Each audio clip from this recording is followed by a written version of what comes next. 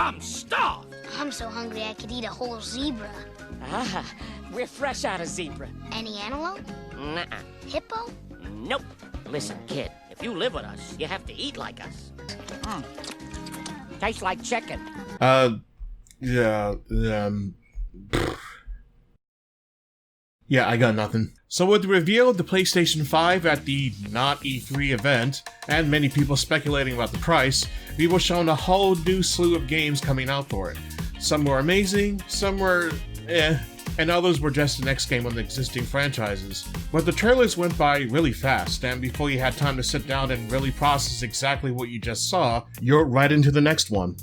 So what I want to do here is to take a moment and actually take a second look at the details of what was shown, and try to speculate what the games can possibly be about. As a side note, I'm only going to go over the new IPs, which means no Hitman 3, Ratchet & Clank, or Demon's Souls.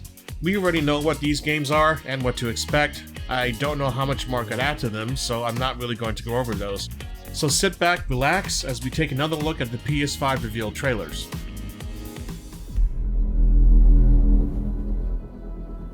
At first I thought Athia was some kind of environmental or naturistic term that I wasn't aware of, like Gaia, Aurora, or Eden. So I looked up the word and all I got was a skincare company and some rather obscure Urban Dictionary definition, minus the letter H. I'll spell you the Urban definition, so I'll just call this the skincare game. The initial jumping in the trailer gave me the impression that this is some sort of platformer along the veins of Tomb Raider, but I had to forgo that thought, this being a Square Enix game. We know that the protagonist has powers. This Athia, or whoever this woman is, appears to be a druid or something. Well, there's your Square Enix right there. Given the movement animation, my gut feeling tells me that this might have similar combat to Final Fantasy 15. I'll bet you'll be going at this one alone, and the journey may be a lot more linear. That dragon, though?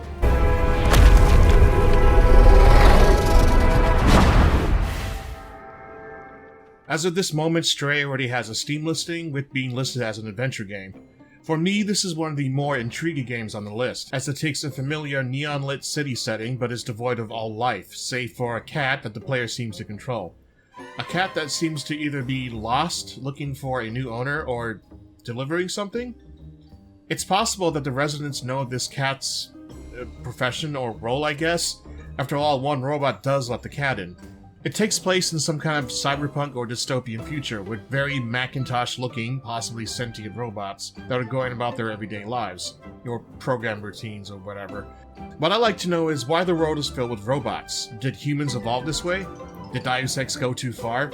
Or has the worst of what we all feared happened? And I, for one, welcome our new robot overlords. I can't help but think that this game is like some kind of revival project of that Kickstarter game Peace Island, as they share similar storylines, or dare I say it may even be a sequel, as Peace Island also has a world devoid of any humans that leaves it up to the cast to find out why. This is, however, not the same game or has any relevance to it. In fact, Peace Island, I believe, isn't even released yet either, but no doubt it has some inspiration from it though. Personally, I'm actually very interested in seeing how both games unfold. I mean, come on, who doesn't want to play a game as an adorable cat? At first glance, Returnal looks to be some kind of survival horror game, but the action is probably too flashy to be in that genre. Here we have an unfortunate astronaut who seems to be cursed in an endless loop of death and rebirth and the discovery of a new planet. I'm going to take a wild stab at this, but I got the feeling Returnal's storyline is an in-lore reason to make the game a more elaborate roguelike, or roguelike, whatever, I know the difference but I don't care, given by what is said here. Each time I awake, this planet seems somehow different, as if changing. Either this woman is suffering through a more violent version of Groundhog Day, or she is destined to relive the same moments over and over again, with the environment changing each time. But whether this is done at specific points in the story, or at the fault of the player, I can't tell. Personally, I think it's both, as the trailer does show her getting up again and again, something that might be reserved for key moments of the story, while normal death may just have the player waking up again in-game. It's time for Destruction AllStars! Destruction AllStars looks like what would happen if you took away Twisted Metal's guns and turned it into a more physical affair, the stadium feel of Rocket League's arenas, and applied either Overwatch's or Fortnite's character design mixed into a blender. It doesn't seem like getting your car destroyed means you've lost though, as we do see players frantically running around the arena on foot, and can still fight others who are in the same predicament. It does look like it's possible to hijack cars. After all, without any weapons, I can't see any other way how a person on foot would be able to beat a driver. It might be interesting to see how this game could contend with other similar games like Rocket League, although, personally, if someone could just please revive Twisted Metal... That would be great. You have no power here, Kena. Kendo's gameplay seems to resemble a typical Zelda-style action-adventure game. I don't think it's going to be as wide open as maybe Breath of the Wild is, but regardless, this does seem like Sony's answer to Zelda. There also seems to be some form of Pigmen gameplay thrown in here, or at least these guys follow you around like Pigmen. But I can't help but think that they feel a little familiar though.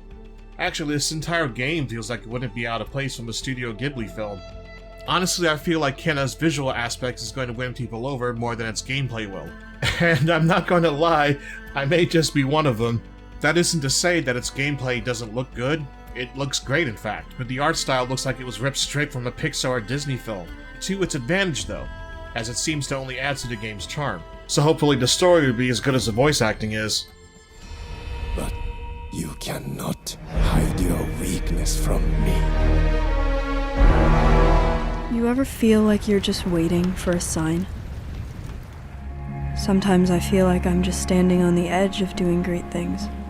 Oh, okay, this one. Yeah, I honestly don't know why this is being promoted as the PS5 exclusive, or better yet, as a game showing off the PS5's hardware capabilities. It looks like to be some story-focused game, not unlike games made by Telltale. The premise seems to be some sort of coming-of-age story with a bunch of high school students.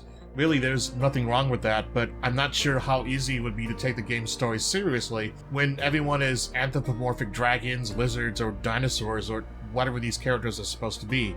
Is this some kind of attempt to cater to the Animal Crossing crowd? Maybe? While these graphics are nice, it's still 2D. These are graphics that previous generations of consoles can pull off just as easily. Imagine paying whatever unearthly price for the PS5 will eventually be, excited to see all the new fancy visuals, and this is the first game you get. Again, I'm not saying this game won't be worth playing, but I'm pretty sure it's definitely not worth buying a whole new console for either. You see things others can't. Hear threats others don't. We already saw a trailer for Ghostwire Tokyo at last year's breathtaking E3. You're breathtaking! But in that trailer, we didn't really get to see any gameplay. This new trailer reveals that. A so far nameless average civilian who probably doesn't know his own powers, Naruto's his way through hordes of ghosts, headless schoolgirls, Slenderman and his henchmen of clones, and men wearing Oni masks as he saves Tokyo. And apparently he's not alone? So yeah, this is probably going to be an FPS where you fling spells instead of bullets in modern day Tokyo. I'm cool with that. That sounds pretty cool, actually. The few parts where the trailer seems to show the world as glitchy code might be hinting at some kind of hacking mechanic. It might be pretty cool to see how the more technical side of things come into play into the otherwise more supernatural side of things. Considering the game seems based in the city, I'm kinda hoping the game will have some similar feeling to either Deus Ex or Bioshock, where you can take on objectives in multiple ways. Not to mention different ways to customize your character with different spells, I mean, ninjutsu or... yeah, sorry, I haven't seen Naruto.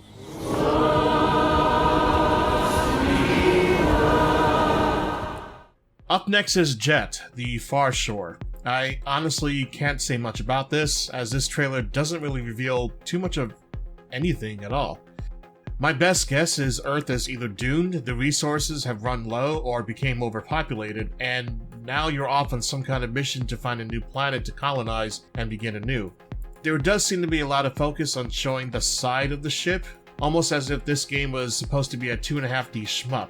But there's an obvious lack of enemies, nor does the tone of the trailer feel like it's meant to be an action game, so this is probably way off.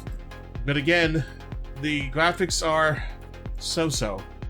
I'm not saying other games with lower graphical fidelity don't deserve to be on the new PlayStation, but much like Goodbye Volcano High, it doesn't show off the system's new capabilities too well.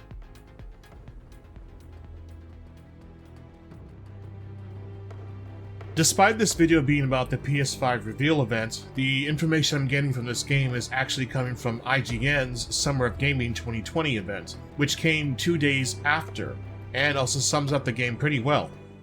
Our team wanted to do something different. We wanted to combine action RPG loot progression with third-person melee combat to create what we think is a whole new genre, the looter slasher.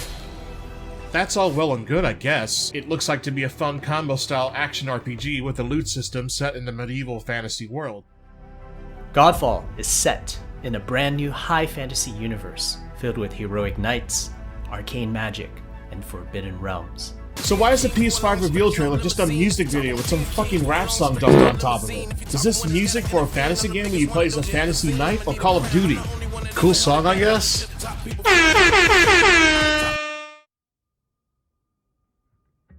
Solar Ash's trailer was rather short, but what it did show looked like a third-person platformer in a surreal dreamscape. One interesting thing to note is that the camera turns upside down near the end, so this could possibly hint at some reverse gravity mechanics. Yeah, that's really it for this one. Can't really tell much else.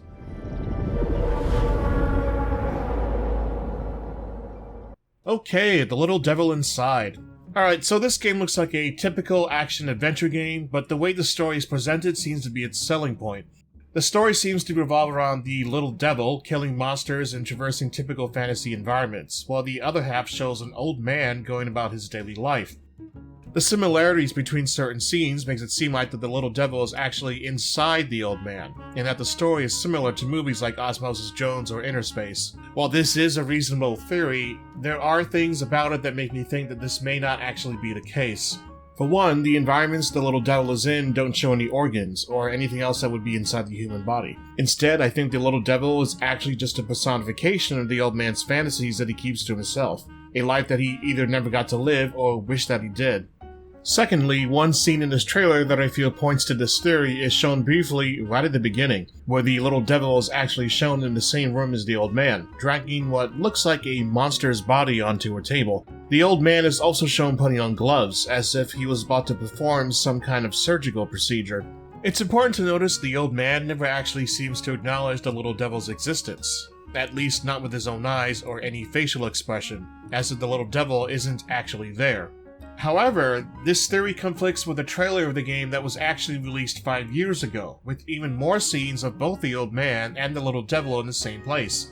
These scenes clearly show both characters in danger, and is more similar to the fantasy environments that only the little devil was in the PS5 Reveal trailer. The little devil in these scenes could still be a figment of the old man's imagination, as despite them actively participating in the same events, neither of them are actually doing anything that would require interaction between each other, at least not with what was shown. This whole theory gives even less reason as to why the old man would think up some random figure that he wished he was, going off on random adventures, since that's exactly what he's doing anyway. Still, this was pre-alpha footage from 5 years ago, and perhaps it was changed for the old man to live a more subtle and civilized life to better enhance the contrast between the two characters. After all, the contrasting environments is mentioned on the dev's website. Honestly, I can't imagine anything other than those two scenarios, so it'll be interesting to find out which one is true, or if neither of them are. Oh, this one's lively. Beautiful seed patterns. Oh, and it's tasty too. Welcome to the island of bug snacks. Okay, so, this game is about eating? We have bugs that look like strawberries, hoagies, pineapples, pineapple, barbecued ribs, and... what? What? You control animals and eat bugs that look like food, which turns your limbs into that food, and continue to eat even more food bugs to turn even more body parts into food. I like how none of the characters just don't seem to mind that their body is slowly turning into food either. This is taking you all what you eat too literally. I mean, nothing in the trailer explains why this is a mechanic. Okay, there is this one bit. I was trying to carry a lamp with my weenie hands, but I dropped it, and now the town's on fire. Oh, again? Again? Yeah, so apparently this is normal to them. Did someone have a case of the munchies during a brainstorming session one day? Alright guys, we have our budget. Now, what can we make out of this? Actually, wait, before we start, does anyone want some brownies that I made? Oh yeah, sure, I'll have some. 6 months later.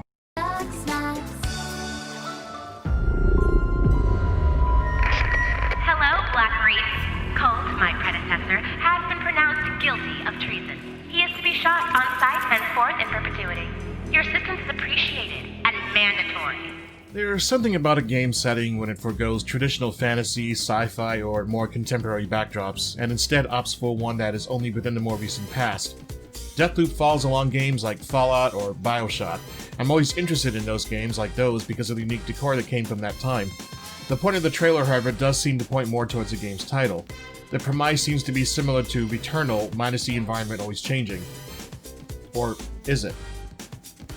I'm a little confused as to whether dying in this game is supposed to be a minor setback compared to other games or an actual advantage. The trailer seems to convey that dying allows you to approach an objective in different ways now that you know what's going to happen. Damn. But isn't that accomplished anyway by just reloading your game? The only thing here, though, is that, just like with the protagonist in Returnal, the one in this game also seems fully aware that they're coming back to life with each death. Another day, another death. Aren't time loops fun? But as mentioned before, is you dying supposed to be a minor setback? Or is there really only one correct outcome for everything, and dying is only a trial and error mechanic used so you can see things you couldn't before any other way? If it's the former, that would be probably more interesting as very elaborate scenarios could be in place, but it wouldn't leave room for a second playthrough. It's kind of like that movie Next with Nicolas Cage where you could predict all possible outcomes before they happen and then choose the correct one. Or, and I can't believe I'm going back this far, Shadow of Memories, a game where you can time travel and try to piece together the same moments in time over and over again in order to prevent your own death. The other half of the trailer focuses on the game's antagonist, or at least the more prevalent one, who is hired to assassinate the player. You thought it was going to be easy? According to Bethesda, this serves as an optional two-player versus mode where another player can take control of her, but having her as AI is also an option for single player. I'm hoping that the AI is dynamic enough to not always appear in set locations, as this would make for some interesting multiple playthroughs.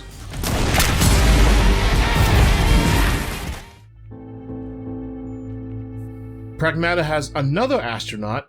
Seriously, what is it with all the space games anyway? Pragmatic has an astronaut looking around what appears to be an abandoned Times Square, and then uses that fancy hologram mapping tech that Batman or Division uses, and ends up finding a homeless girl and a holographic cat?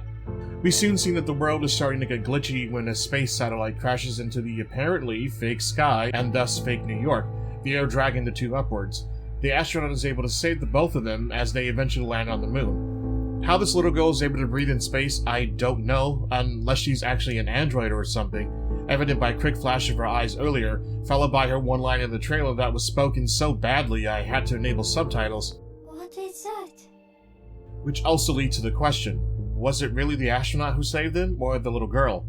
After the flash of the girl's eyes, you can kind of see a pod or a capsule materializing in the astronaut's equipment. Was this the girl's doing or the astronaut's? The action in this trailer happens so fast that it's hard to figure out just what kind of game this is supposed to be, but going by these very fast and subtle hints, I'd have to wager this is going to be a puzzle game with an AI partner, kind of like if Ico and Yorda had their ages swapped. So overall, a lot of these games do look interesting enough to play, but again, a lot of them don't really look like they're pushing the system's hardware either. You would think for an event that's showcasing a new console that they would pick some games that have better textures and lighting. I don't know, maybe I'm just blind and I can't see the differences of this whole new ray tracing thing going on. I honestly think the difference is slim, so I'm not sure if any of these games have that. Even for the games with more visual fidelity, I think another problem is that the bitrate of the stream just didn't seem to be that great either. I saw plenty of pixels throughout the entire stream, even watching it in 4K in the living room. A large part of that is probably due to the entire world being home watching due to, you know what? Instead of having people, you know, working, as well as having a large group of E3 attendees actually being there. Which, in all honesty, let's just face it, that's pretty much what this was, even if they're not going to call it that. Okay, so that wraps up this video. I hope you enjoyed it. Perhaps I gave you a little more insight into what the games could be or couldn't be.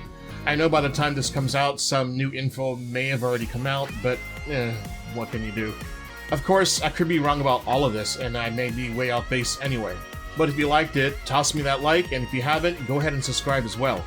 So, I want to hear your thoughts on the PS5 reveal. What game are you excited the most for, and why, be it the new IPs or the existing ones? Are you going to buy a new PS5 when it comes out? Do you like the new look? I kinda don't really, but whatever. Tell me in the comments, I'm always excited to read them. Anyway guys, thank you so much for watching. I'm Generator, and I'll see everyone in the next video.